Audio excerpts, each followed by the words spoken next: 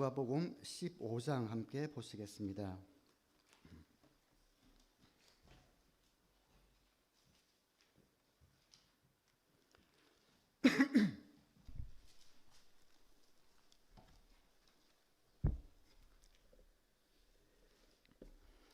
누가복음 15장은 이런 양을 찾는 비유, 이런 드라크마 동전을 찾는 비유, 또 집 나간 아들이 돌아오는 그런 비유의 장입니다. 그 중에 첫 번째 비유인 이런 양을 찾는 비유에 관한 내용을 제가 봉독해 드리도록 하겠습니다. 15장 3절로 7절입니다.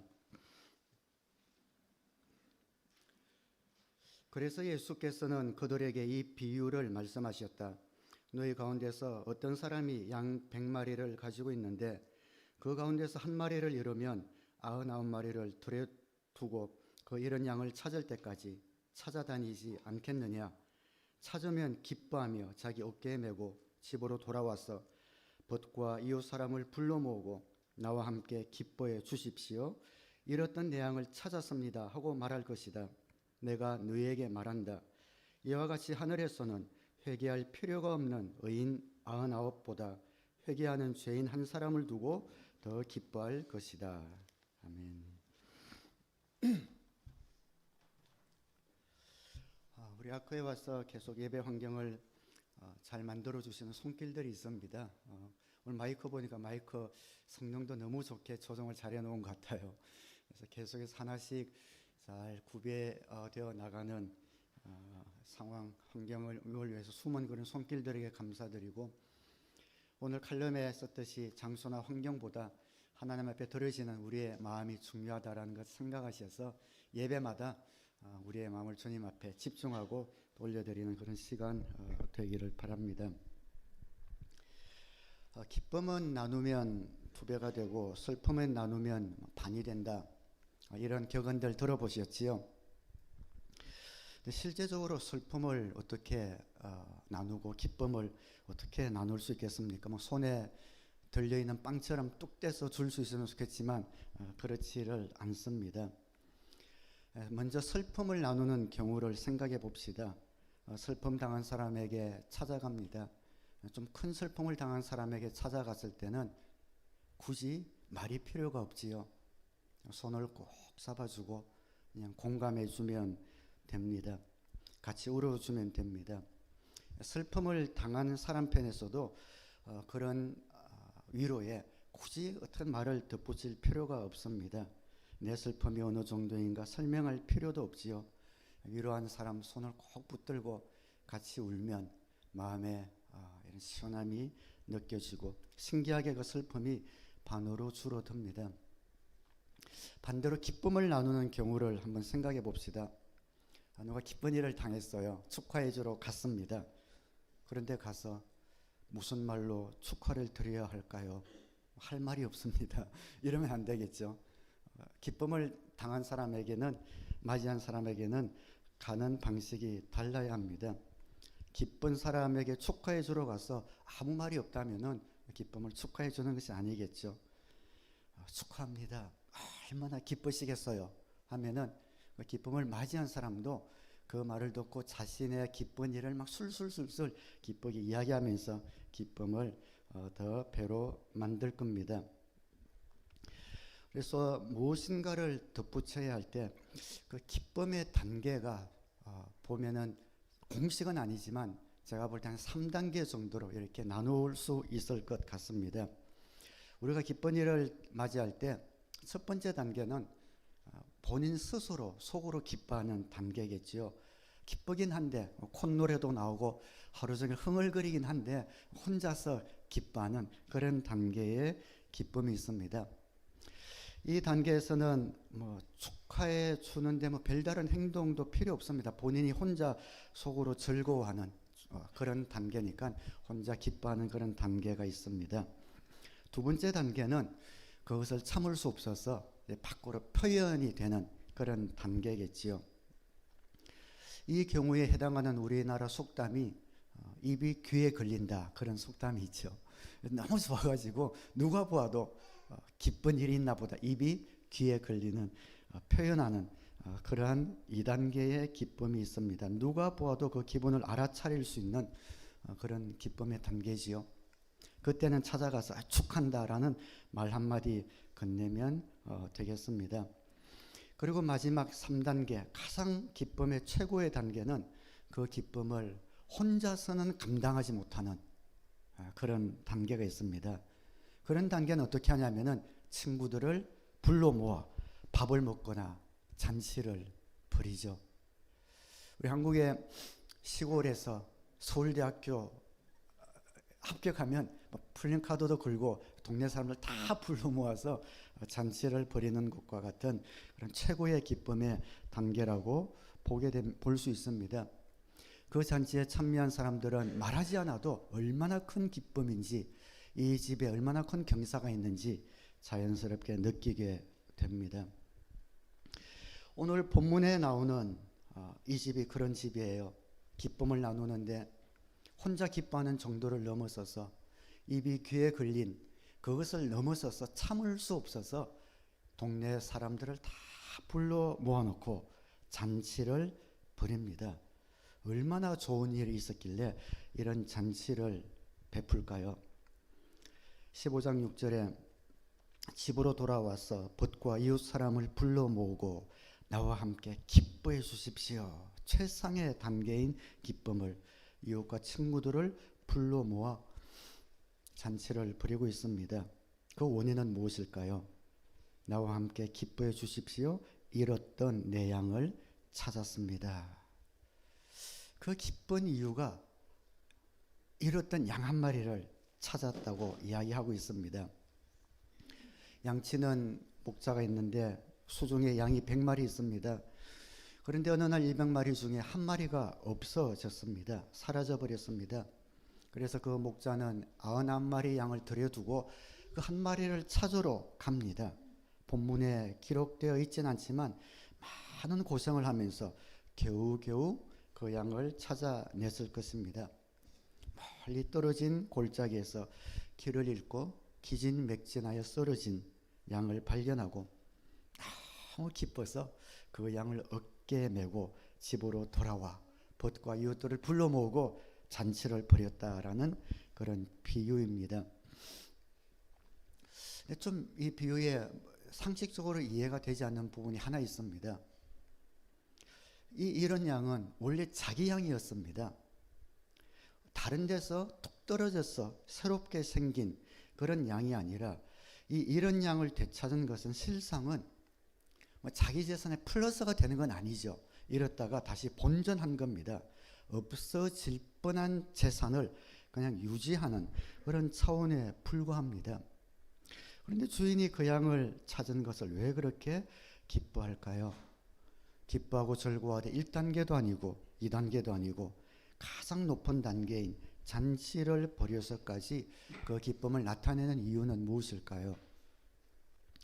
우리가 강아지를 잃어버렸다면 애를 쓰고 찾겠지요. 찾으면은 기쁘긴 하겠지만 그것으로 동네 사람들을 불러 모아 잔치를 베풀진 않겠습니다. 여기에서 우리는 그 양과 주인의 관계를 생각해 보게 됩니다. 단순한 물건이 아니다. 단순한 나의 소유물이 아니다. 이 양과 주인과의 사이에는 뭔가가 있다. 그 주인이 양을 잃어버렸을 때 단순한 하나의 물건이나 자기 소유 재산의 하나로 보는 것은 아니다라는 것을 알 수 있습니다. 그 주인이 양을 생각하는 그 마음이 보통의 정도를 넘어서는 것이다 라는 것을 우리는 알 수 있죠. 그렇기 때문에 돈을 들여 잔치를 베풉니다. 그 양을 만약 주인이 자기 소유물의 하나로 생각했다면, 재산의 일부로 생각했다면 굳이 잔치를 벌일 필요가 없겠지요. 왜냐하면 잔치하는데 또 돈이 들잖아요. 재산의 일부인 양을 찾았는데 더 많은 재산을 허비하는 그런 바보는 없을 겁니다. 그런데 잔치를 벌입니다. 이 목자와 양은 보통 관계가 아니구나. 시편 100편 3절에 시편 기자는 이렇게 노래합니다. 너희는 주님이 하나님이심을 알아라. 그가 우리를 지으셨으니 우리는 그의 것이요 그의 백성이요 그가 기르시는 양이다. 이 비유를 듣는 유대인들은 그 말을 듣자마자 구약을 알고 있었기 때문에 이 비유를 알아차렸을 겁니다. 그 양은 바로 잃어버린 바 된 그들 자신이었음을 알고 그 양을 위해서 온 정성과 재산을 호비하는 그런 목자의 마음을 그들은 알아차렸을 겁니다. 자, 다시 한번 본문에 가면은 이 양을 찾은 목자의 기쁨이 어떻게 표현되고 있는지 다시 한번 살펴봅시다. 15장 5절에 찾으면 기뻐하며, 기뻐하며 이것이 이제 첫 번째 단계라고 생각을 한번 해봅시다. 찾아서 얼마나 기쁘겠어요. 속으로 너무 감사하고 즐겁겠죠. 그리고 나서 그 기뻐하는 목자의 속마음을 그대로 대변해주고 나서 2단계는 뒤에 자기 어깨에 메고, 뭐 어깨에 메는 것이 다른 여러 가지 해석할 수 있지만 어깨에 맨다 했을 때 떠오르는 것은 우리 부모님들 우리 자녀들이 어렸을 때 막 무등 태워주고 이러면 애들이 너무 좋아하잖아요. 즐거워하는 우리 자녀를 보면서도 우리도 같이 기뻐서 막 힘든 줄도 모르고 무등을 태워주었던 것처럼 그 2단계의 기쁨, 그 양을 찾았을 때 속으로만 기쁜 것이 아니라 너무 기뻐서 그 기쁨이 밖으로 표출되는 그런 기쁨을 어깨에 메고라고 표현하지 않았나 싶습니다. 만약 그 양을 찾은 일이 기쁜 일이 아니라 그 양 때문에 애쓰고 헤맨 것을 억울하게 생각했다면 그 양을 어깨에 메고 오는 것이 아니라 줄을 목에 걸고 우리 말에 뭐 개 끌듯이 끌고 온다처럼 그렇게 끌고 왔을 거지만 너무 기뻐서 그 양을 어깨에 메고 돌아오는 것을 보게 됩니다. 그리고 마지막 3단계 돌아와서 벗과 이웃을 불러 기쁨을 나누는 단계까지 가게 되는 것을 보게 됩니다.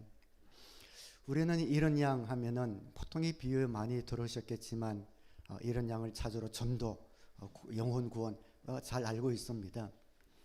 그런데 밖으로 나가서 이런 양을 찾기 이전에 저와 여러분도 이런 양이었다가 주님이 찾으신 양이라는 사실을 오늘 한번 생각해 보았으면 좋겠습니다.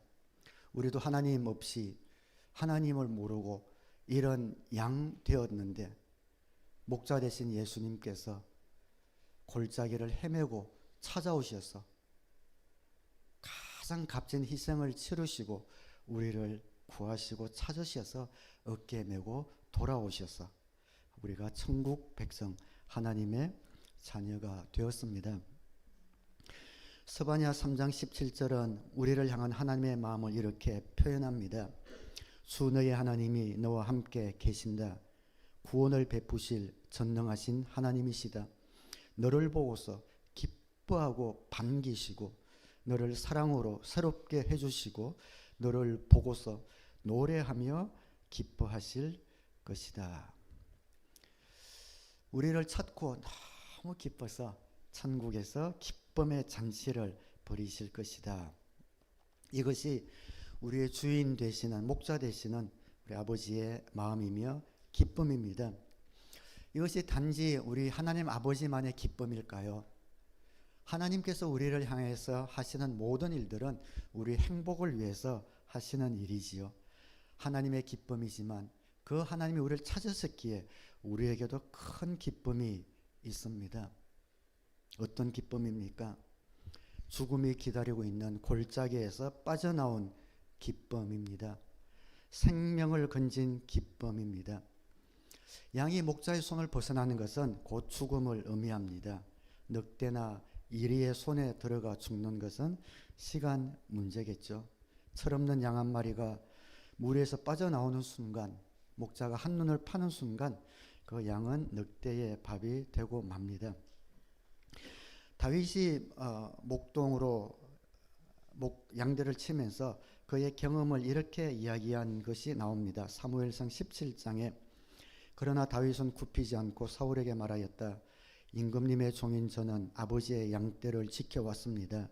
사자나 곰이 양떼에 달려들어 한 마리라도 물어가면 저는 곧바로 뒤쫓아가서 그놈을 쳐 죽이고 그 입에서 양을 꺼내어 살려내곤 하였습니다. 그 짐승이 저에게 덤벼들면 그 턱수염을 붙잡고 때려 죽였습니다.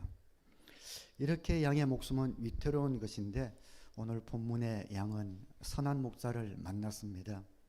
선한 목자는 그를 찾기까지 수고하며 그를 찾아 기쁨을 이기지 못하여 어깨 메고 돌아와 잔치를 베푸는 그런 선한 양을 만난 것이지요. 이 땅에 악한 목자들도 많이 있습니다. 거짓 목자들도 많이 있습니다. 그들은 양들을 노략하고 속여서 그들의 재산을 탈취하고 그들의 삶을 잘못된 곳으로 끌고 가는 거짓 목자들이 있습니다. 오늘 이 세상에는 많은 문화라는 이름을 통해서 많은 양들을 유혹으로, 쾌락으로, 편안함으로, 안주함으로 끌고 가는 그러한 잘못된 목자들이 많이 있습니다. 그 가운데 나뒹굴어져 있던 하나님을 향한 호기심도 선한 마음도 없던 우리에게 먼저 찾아오셔서 우리를 건져주신 그 목자 되신 예수님으로 말미암아 오늘 우리가 주님 앞에 나와 예배하며 주님을 찬양하고 있습니다. 주인이 친구들을 불러 잔치를 벌이는 동안에 그 양들은 아마 시편 23편의 노래를 불렀을 겁니다. 주님은 나의 목자시니 내게 부족함 없어라. 나를 푸른 풀밭에 누이시며 쉴 만한 물가로 인도하신다. 저는 먼저 주님 앞에 나와 주님이 우리에게 주신 사명을 감당하기 이전에 우리를 먼저 건져주신 그 귀한 은혜에 대한 감사와 기쁨, 구원의 감격이 저와 여러분에게 먼저 있게 되기를 주님의 이름으로 축원합니다. 그런 1단계 기쁨이 우리에게 있으면 좋겠어요. 우리의 마음속에 기쁨이 흘러 넘치면 좋겠습니다. 죽을 뻔했던, 죽을 수밖에 없던 나를 건져주신 데 대한 그 구원의 감격이 우리 마음 가운데 흘러 넘쳐야 합니다. 그리고 그 마음은 참지 못하여 표현되어 나와야 합니다. 입이 귀에 걸리는 것처럼 우리를 보는 누구든지 저 사람은 왜 저렇게 기쁜가, 왜 저렇게 행복한가, 왜 저렇게 감사한가, 그것을 보여주는 그런 2단계의 기쁨이 우리 가운데 있어야 합니다. 저는 이 2단계의 기쁨을 예배의 기쁨이라고 말하고 싶어요. 나를 구원해 준 그 사랑이 너무 감사해서 주님 앞에 나와 드리는 이 예배뿐 아니라 우리의 삶의 예배를 통해서 주님 앞에 드려지는 그런 예배, 예배자의 삶을 사는 것이죠. 우리가 주님 앞에 나와 찬양할 때 그 구속하신 기쁨을 이기지 못해서 마음껏 찬양하면 좋겠습니다. 힘차게 박수치고 그 감격이 너무 나에게 깊이 들어올 때 손을 들고 찬양하며 일어서서 찬양하고 주님을 마음껏 찬양하고 기도할 때 주님을 향하여 간절함으로 부르짖고 그 말씀이 나에게 주시는 말씀일 땐 아멘으로 화답하며 이 예배를 통해서 우리의 기쁨을 이기지 못하는 그러한 사랑을 주님 앞에 표현하는 저와 여러분의 귀한 예배가 되기를 주님의 이름으로 축원합니다. 예배뿐만 아니라 예배 후에는 친교도 마찬가지입니다. 그 교제의 자리도 가족된 우리의 기쁨의 축제의 현장이 되면 좋겠습니다. 간식을 서로 나누며 서로의 사랑을 확인하고 서로의 기쁨과 아픔을 물어보며 진정한 코이노니아가 이루어지는 그런 친교, 예배와 교제를 통해서 한 가족된 기쁨이 드러나는 그런 모습으로 표현이 되어지는 것, 이것이 우리를 구원하신 주님을 향한 우리의 정상적인 그런 마음이 아닐까요? 그리고 3단계로 나아가야겠지요. 우리의 기쁨이 우리 속에서만 충만하게 넘쳐나는 것이 아니라 다른 사람에게 전하는 것으로, 잔치하는 것으로 마무리를 짓는 겁니다. 우리 교회로 치면 영접부 침례식이 아니겠습니까? 잔치가 교회에서 일어날 수 있는 가장 큰 잔치인 침례식을 통해서 온 성도가 함께 기뻐하는 그런 천국 잔치가 참 우리 교회에서 매달 혹은 매주 일어나는 그러한 감격을 맛보며 우리가 나아갔으면 좋겠습니다. 기쁨의 근원이 되시는 하나님을 다른 사람에게 전하며 주님 앞에 돌아와 귀한 영적인 잔치를 베푸는 그곳, 그것이 바로 교회입니다. 15장 7절에 내가 너에게 말한다. 이와 같이 하늘에서는 회개할 필요가 없는 의인 99보다 회개하는 죄인 한 사람을 두고 더 기뻐할 것이다. 이것을 위해서 오늘 주님이 세 가지 비유를 누가복음에 말씀하고 있습니다. 잃은 양을 찾은 기쁨, 잃어버린 동전을 찾은 기쁨, 잃어버린 아들을 찾는 기쁨, 그때 천국에서는 잔치가 일어난다. 지난주 가정교회 하는 한 목사님이 이제 박사 학위를 한다고 저랑 서면으로도 인터뷰를 했고, 지난주는 또 ANW에서 만나서 1시간가량 대면 인터뷰를 했습니다. 그때 질문 가운데 하나가 목사님이 목회한 후에 목사님을 통해 예수님을 영접하고 침례받은 분들이 대강 몇 명이나 됩니까? 라는 질문이 있더라고요. 생각은 안 해봤는데 그 기회에 한번 살펴보자 했는데, 다행히 우리 교회 제가 주보를 전부 다 제 파일에 다 있기 때문에 주보를 전부 다 뒤지고 해가지고 세어보니까 제가 세어본 수는 98명이었습니다. 우리 교회에서 제가 목회하고 난 후에 침례받은 숫자가 98명, 적지 않은 숫자지요. 98명 하면 여러분 생각에 그 사람들 다 어디 있어요? 이렇게 질문할지 모르겠어요. 하늘나라 신분으로 등록돼 있겠죠. 하늘나라에 하나님의 자녀가 되어서 어디 있어든 신앙생활하고 하나님의 나라를 함께 세워가고 있을 겁니다. 98명 명단을 쭉 적어놓고 한 명 한 명 보는데 가슴에 그런 좀 감격이, 기쁨이 있습니다. 그분들이 침례 받을 때 모습들도 떠오르고, 물론 그 중에는 우리 교회 유스 때부터 주일학교부터 쭉 자라서 자연스럽게 침례받은 지금 우리 청년들이 대부분이죠. 우리 영호 형제, 경문자매, 민준 형제, 예람, 소연, 지연, 예린, 동아, 우리 교회에서 쭉 자라나서 침례받은 이런 청년들이 있고, 민정이 같은 경우 우리 교회에 와서 예수 믿고 VIP로 또 침례를 받았지요. 그리고 이미 세례를 받았지만 침례교회 전통을 존중하는 의미에서 침례를 받은 분들도 계시고, 예수님을 전혀 모르다가 우리 교회 오셔서 예수님 믿고 VIP로 오셔서 영접하고 침례받아 목자가 되신 분들, 여기 앉아 계신 강재원 목사님, 서영주 목녀님, 또 유정호 목사님, 김효선 목녀님, 또 지금은 사역을 안 하고 있는 김은진 목녀님, 또 우리 교회에서 목자가 되셔서 한국에 가서 또 토록 한국으로 가셔서 목자 사역을 계속하고 있는 김문수, 박지연 목사 목녀님, 또 토론토로 이주한 안명준, 김명실 목사 목녀님, 이런 분들 이름을 보면서 참 그간에 하나님께서 우리 교회에 많은 은혜를 베푸셨구나. 그리고 그런 분들 빼면 VIP에서 침례를 받은 분이 70명을 넘어가는 그분들을 보면서 우리 교회 성도님들이, 우리 목자 목녀님들이 정말 마음 다하여 섬기면서 벽돌을 하나하나 쌓아서 이분들이 하나님 나라의 자녀가 되었구나라는 그런 기쁨이 있었습니다. 우리 교회에서 주님 오시는 날까지 붙들어야 할 것이 바로 이것 아니겠습니까? 우리 신앙인에게는 반드시 세 가지가 있어야 합니다. 첫 번째는 하나님을 만난 이야기가 있어야 합니다. 내가 어떻게 하나님을 만났는지 그 이야기를 갖고 있어야겠죠. 두 번째는 하나님을 경험한 이야기가 있어야 합니다. 그리고 마지막 세 번째가 한 사람을 사랑해 본 이야기. 이 세 가지가 모든 신앙인이 가져야 하는 그런 마음입니다. 하나님을 만나고 하나님을 경험하고 한 영혼을 붙들고 씨름해 본 그 이야기를 갖고 있는 그런 양들이 모인 공동체. 우리 감사 나눔방에 몇 주 전에 한 형제가 그런 글을 적었는데 제가 마음에 좀 굉장히 공감했던 내용이 있습니다. 감사 나눔방 우리 지금 13명인가요? 매일 5개 감사를 적고 내일의 기도 제목을 썼는데, 거기 쓰다 보면은 하루에 삶들이 다 나타나요. 5가지 감사, 오늘 특별히 뭐 아이들 픽업하고 또 뭘 먹고 또 뭘 감사하고, 우리 일상이 별거 없잖아요. 그냥 매일매일 거의 루틴인데 그 중에서 감사를 찾아내는데, 그러다 보니까 우리 감사 나눔방의 모든 식구들의 삶이 눈에 보이는 것 같아요.